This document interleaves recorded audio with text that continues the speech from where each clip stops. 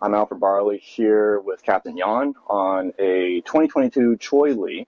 He's going to go ahead and tell us a little bit about the boat and why he decided to go ahead and pick the Arid Bilge system to go and make his boating experience a lot easier, a lot cleaner, and more fresher. Jan, can you tell us a little bit about the boat? I'm Yacht, relief captain and fleet manager of our particular harbor. She's a CLB 72. She's 72 feet in length, 20 feet of beam, and 5.5 feet of draft. For power plants, we have Volvo Penta 1350 IPS drives, and we're Seakeeper stabilized. We went ahead with the Arid Bilge system because we have a problem where we have a lot of equipment on our bilge that is expensive equipment, and it can get easily corroded by having water in our bilge. And having a dry boat is having a happy boat, and we prefer to keep our equipment as brand new as possible, being a brand new boat. So that's why we went ahead with your system. So Jan, this is a Series 4x6 with hour meters, and it's going to go on your lower port wall. In fact, I mean, everything is located in the engine room right over here on this pretty much brand new boat, and it's going to go and basically stop entirely all the corrosion. It's a slow boiling frog process with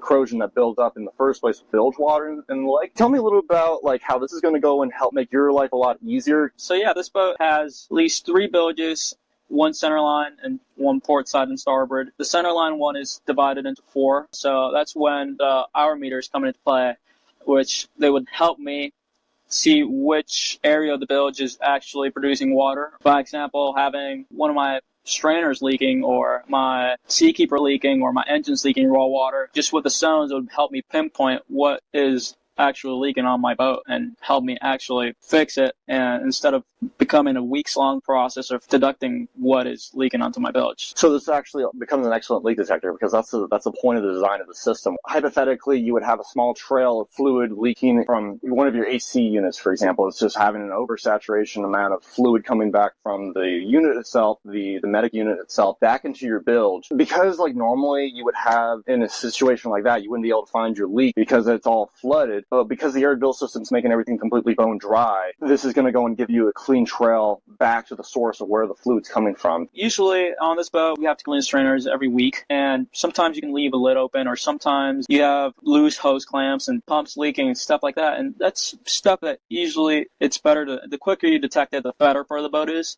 And it's stuff that's dealing with salt water, which is highly corrosive, and it eats away at our paint, our finishes, our brass fittings, every sort of equipment that we have. So this is where the Arid Bilge system would help us a lot, just detecting leaks much quicker and keeping the space dry so that corrosion doesn't build up. This is Ed Ruff from Ruff Marine. He's actually going to be doing the install for this boat for this Series 4x6. We're going to go and actually do the whole installation to actually mount the system, to route the tubes, the discharge, the power. We're going to go and show you how that's all done. So he's been selling our units for quite some time. He's been selling many of these units all over the place of South Florida and the general South Florida area. But you sell also like out of state as well? We put a bunch of these in Mexico and Puerto Vallarta. We put them in the Bahamas. All different kind of applications to keep your boat dry and stop maintenance issues. And for the hour meters that are on this unit here is to help you with identifying when you do have a problem, that one of these zones here will be running more than the other zones. So you have a leak in a hose, a fitting, a strainer, a through hole, some kind of application where that water's coming in there. What Ed is telling you, like hypothetically, let's just say from zones 1 through 4, they're all collecting an even hours of 100 each. And then zone number 5, let's just say for whatever reason, it's collecting 1,000 hours. Like we were discussing with Jan earlier, hypothetically, one of the Dometic AC units is leaking quite a bit of water for whatever reason. I'm just saying as a hypothetical situation, and then that's why zone number 5 is collecting 1,000 hours, and then of course zone number 6 also is collecting 100 hours. I'm just saying these hours just to go and make it easy. But anyway, you want to go back to zone number 5 because you'll be scratching your head like, hey, why is zone number 5 collecting so much water? We're going to become an excellent leak detector in that regards, where you didn't even know that you had a problem, but now you also figured out the problem, you found the problem, and we're going to go and keep that completely bone dry for you at all times. So this is 3/16 polyethylene tubing. This is the tubing that actually goes for the Series 4. For Series 2, we have 5/32. For Series 9, we use 1/4 inch. Anyway, with the Series 4, so this is the tubing right over here. You have to make sure that it's cut out at a straight and not at an angle. When it's not going to be cut at a straight versus at an angle, then it won't be able to go and create vacuum so well. You have to go and make sure that the tube is inserted all the way inside the pickup.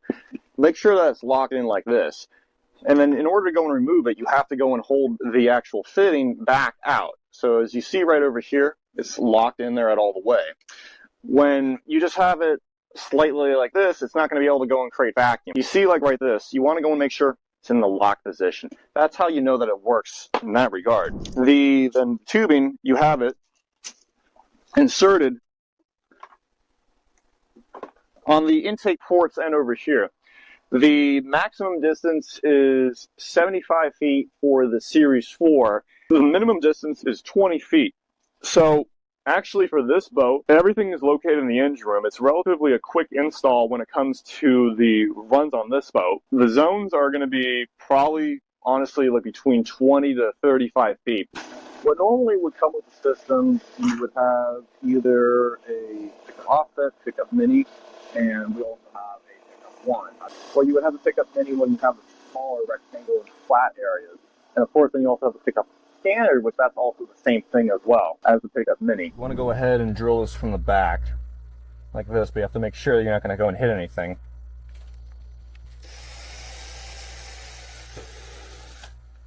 That's one screw. You have to make sure you have an oversized screw. This is 1/2 inch air press PVC. So we're going to have the one up over here and the one down here.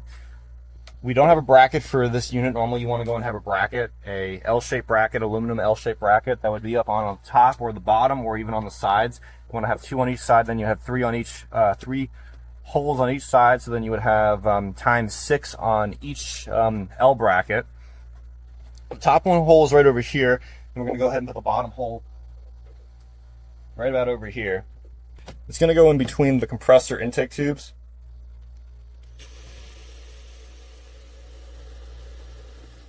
You want to go and drill this really slowly. Make sure you don't hit anything. It did come into contact with the air circulation, but that's okay. As long as you drill this really slowly, you have to go really slowly on the drilling process. It's easy to drill in this stuff. This is non-flammable material right here.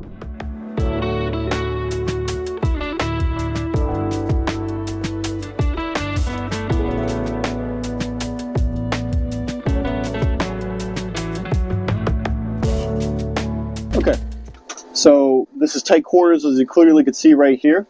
Series 4 is sitting right over here. We're going to go ahead and show you how the tubes are going to be run.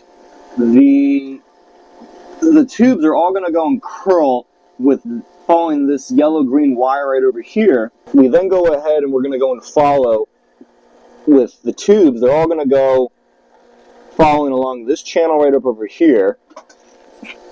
And they go up over underneath here. We're going to go down through this gray water right over here. Since this is the zone that we're going to go and have mounted up over here, this is the zone right up over here.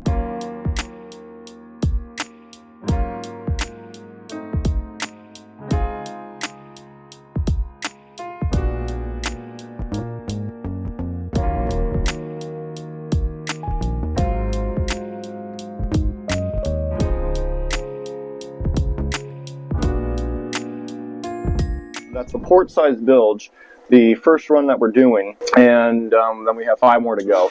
Relatively, all this should be done somewhat quickly, since everything is really close by, and we're just following the same path to go and do this as quickly as possible. We went ahead and we cut our hoses to length 30-foot runs and 20-foot runs. Now we're going to go ahead and mark each end of the hose to identify where it's going in the boat and where it's going to be mounted on the actual unit over there on the port side. So you grab the tape measure as such. You want to wrap it around something, and then it comes back. This is going to be, we're going to be doing a few 25-foot runs and then a few 30-foot runs. Open up another bag. We're going to go and do a few more 25-foot runs with this. All right. You have that. You take that, go around your pole.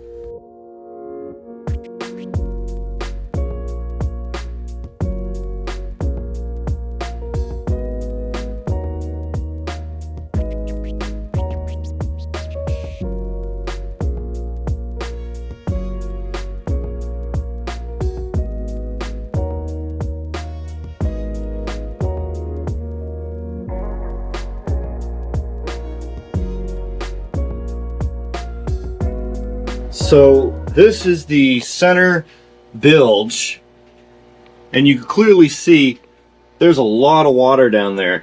This gyro stabilizer is in the direct path of that bilge water. It's extremely corrosive for the poor boat. You don't want to have that on the boat anywhere. We're going to go and have these pickups now go 1, 2, and then 3, and then 4 back over there. And we're going to go and show you the time lapse of getting this all set up.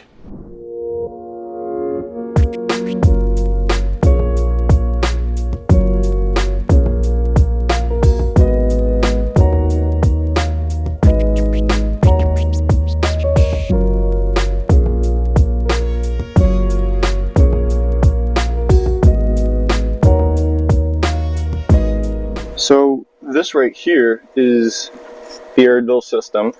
This was an open breaker slot right over there.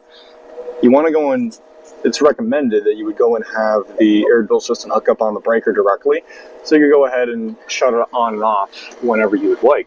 So the unit is either 12 or 24 volt. This is a 24 volt boat. It is proper to go and have it hooked up directly to your breaker panel. The system comes on every 3 hours, so in order to go and hit the reset, you want to go and hit reset power for the unit, and the breaker panel would be the best way to go and achieve that. Let's say, hypothetically speaking, you have a major deluge of water coming in from a rainstorm, for example, and the unit, again, it comes on every 3 hours, and then when it does come on, it won't stop pulling the fluid until we sense a drawback of air from all your individual wet zones. That's basically how the system runs in that regard. So it comes on a timer, and then the sensor will go and read back to the system saying, oh, I'm still sensing vacuum, and I won't stop until we sense a drawback of air. So it's just better to go and have it hooked up on a breaker panel or hook it up directly on your house. So this is the 1/2 inch discharge right over here, and it goes and discharges right up over here on this center drain over here, and then it goes out overboard from directly over there. So right now it's vacuuming from zone number 2, which you could probably see the hour meter glass move. That's zone number 2 over here for center aft bilge right over there. You have to have it labeled for over here on the pickups end, and you also have it labeled on the units end. Now let's take note really quickly. As you see right over here, the tubes are nicely curlicued. They have a nice little runway right over here, halfway there.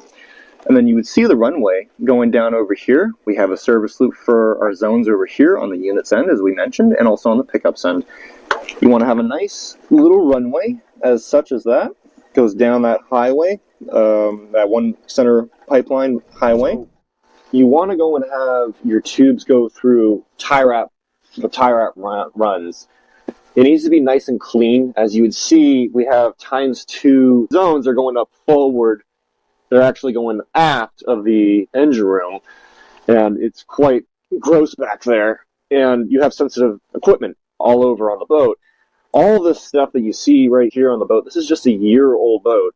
It doesn't seem like much, but this stuff builds up. You see like the green corrosion. This is just an example on the boat. All this stuff is honestly really related to bilge water, and our system automatically just takes care of that. There's honestly no real solution to this disgusting bilge water that you see down there. There's no real solution to it. It's just a constant problem that would always come back inside the boat, and the system, the Arid Bilge system, will obviously take it out every single time. The Arid Bilge system, slowly but surely, will then stop that growth entirely, and it actually will pay for itself. There's just no question about it. This actually pays for itself. 10 times is a lowball number for a boat like this. It pays for itself possibly 100 times over. That's possibly in the ballpark how much it could pay for itself in a span of like 10 years.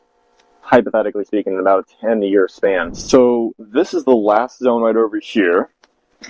You'll have this little bit of slack, as we keep telling you that we want to go and have slack on the pickups end and also on the units end back over there at the unit. So it's a little bit of a challenge to go and figure out where we're going to go and have this tie wrapped and mounted up on. But ultimately, I think that we're going to go and just have it just hanging loosely on this pipe right over here. And then we're just going to go ahead and let this just dangle down there. And we're going to now show you the system running in real time.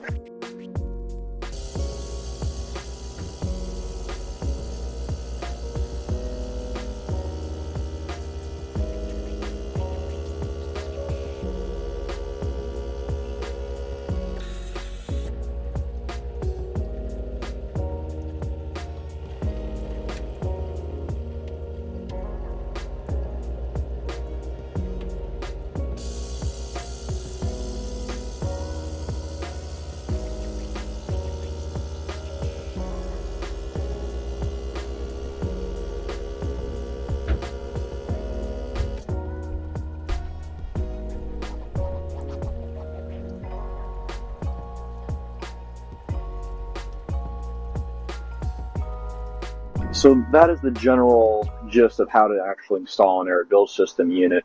This is for larger boat, for a Series 4 that you normally have it for larger boats. We'll eventually have a Series 2 install for an outboard boat as well, even Series 1 as well. But this is a Series 4 install. A Series 2, it's basically the same thing. It all just depends on all the individual wet spots tracking throughout the whole vessel. And why don't you go ahead and take a look at your boat. You go ahead and figure out where you want to have the system installed. You want to go and figure out a good visual by all the specifications are obviously on the website, but you'll have a good visual, a open mounting location on a boat, anywhere on the boat. You could have the system installed, realistically speaking, anywhere. I've seen these systems installed in very odd locations, because, as I'm sure you all know, boats are very tight. It's a very tight, knitted area. Take a look at this boat. This is actually a somewhat roomy boat, but it was pretty difficult for me personally as a 6'4" individual. I'm pretty flexible, but for me as an individual, it was really hard for me to get my hands down in the areas to go and move the tube, the 3/16 tubing from point A to point B at each intersection right here. The 2 tubes are on both port and starboard, and we have the 4 down the highway where I'm sitting at right over here, where the camera's actually sitting right here, right about over here, and then all the way over there. And the most important location is actually the gyro stabilizer, where I'm sitting at. It's right behind me. That is being exposed to quite a bit of water. Extremely corrosive. I'm already seeing oxidation build up. I'm seeing all this other mussy build up all over on the generator, all over on the gyro. Take a look at an open location anywhere on the boat. When it comes to your center console, your whatever boat you may have, it doesn't matter the size of the boat. I would see these sometimes installed on a boat that's 100 foot in the range and only has, in the ballpark, 3 to 4 zones. And then I would also see something that's in the 30-foot range, and it would have multiple zones. It would have like 8 to 10 individual zones, but it all depends on the individual boat and how like the water's contouring and sitting inside the boat. So you need to go ahead and be very observant when you're actually doing the install. You want to go ahead and okay, that's where I'm going to have the system installed. Okay, this is how I'm going to go and do the runs on the system. You have to make sure that it's cut straight. You have to make sure it's inserted all the way in on the system's end and on the unit's end. Otherwise, you won't be able to bridge vacuum for all the individual intake zones. The reason why we last so long is because we're just pushing and pulling that fluid by air. There's no machine contact part with any sort of hazardous bilge water. The big thing that you want to also note, you don't want to go and kink this tube. When you're pulling the tube through its runway highway, it's very typical. I mean, especially when you have multiple runs that you're doing at the same time, it could be quite a bit of a hassle, quite a bit of a headache to go and just trying to configure like, oh, well, this is a bit of a mess right here. Sometimes for me, I would suggest, it's been a long time since I've done a personal install, but I would actually suggest you would go and do 1 or 2 at the most at a time, as it will become such a curly-Q mess. You could possibly have multiples like right at the system's end, but you don't want to go ahead and start pulling that many all at once. Let's say you'll have your dummy pull, for example, or just your first pull, and you'll have plenty of slack on that one, and you could go ahead and also tape up the other few that will go along with it on the same highway track. So like on the system sitting over to my left over here, and we have the actual tubes are going through a general highway for about, I would say roughly about 6 feet from the system's end before they start going their separate ways. It's about 6 or 5 feet. You want to go and make sure you don't kink this. You want to make sure you don't cut this. The tube's end for any one of the zones, then the system won't be able to go and create vacuum for that individual intake zone. That's just how it works. It's not hard to go and understand that. I mean, considering we're creating the vacuum side of our system, if any one of the runways for these tubes is collecting too much air, well, the sensor is going to read back to the processor saying like, hey, well, I sense air, there's no resistance, so I'm going to go ahead and shut off. I see this very often where I would get a call and it's like, well, did you insert the tube in all the way? Did you make sure that you didn't cut the tube anywhere unnecessarily? It could also stimulate an alarm if this tube, for any one of the intake zones, if this tube is kinked as such, then it would stimulate an alarm. And you have to go and make sure, be very careful with this sort of stuff. I mean, this is flexible polyethylene tubing. This is not a problem to go and bend, but just make sure that you would massage it out. This little bit of a bent, if you do have a bent when you're doing the pulls, just be mindful, be safe on that. Massage it out, and then you're good as go. go ahead and start pulling it again. The discharge for this, it's a 1/2-inch elbow. I would recommend, like, if you could go ahead and just keep the 1/2-inch elbow on the system's end, that's going to be just fine to then discharge into whatever is local. For, I believe that we have about 1 inch that we're discharging on this boat right over here. So then you would just have an adapter from the discharge point. The systems point, you could go ahead and remove the 1/2-inch elbow on the unit's end, and then you can go ahead and put the correct adapter that would match on the discharge end for whatever you're discharging in general going out of a board. You could go do that, and then you would have like one hose, one discharge pipe.